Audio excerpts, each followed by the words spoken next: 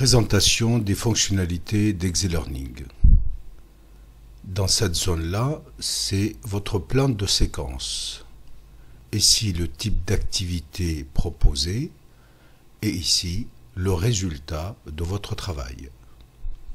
Le type activité vous permet de rédiger une présentation générale de l'activité ou des activités qui vont être proposées dans la séquence de formation ou d'évaluation.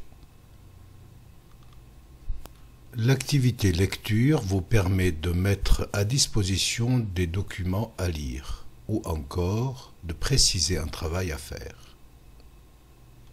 Remplir les blancs, comme son nom l'indique, c'est un texte à trous.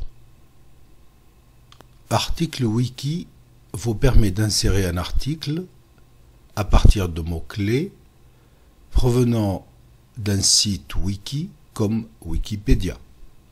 Plusieurs propositions vous seront données. Le choix multiple vous permet de créer des QCM. Vrai ou faux.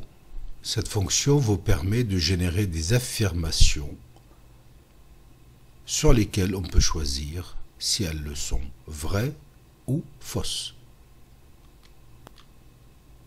Ici, vous pouvez insérer des images multiples et variées.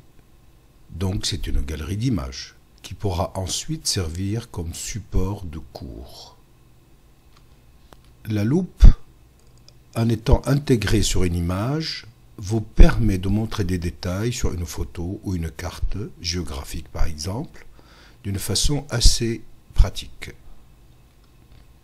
Objectif, cette fonction permet de rédiger les objectifs visés dans les activités proposées. Prérequis, cette fonction permet d'indiquer les prérequis indispensables pour réussir l'activité proposée.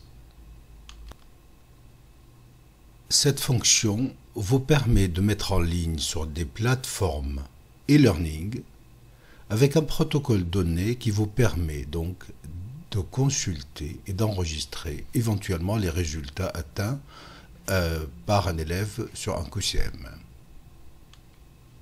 Lors de cette activité, réflexibilité, vous pouvez insérer des commentaires coup de pouce pour faire avancer l'élève dans sa démarche d'investigation. Cette fonction est très pratique car elle permet d'afficher une page web externe.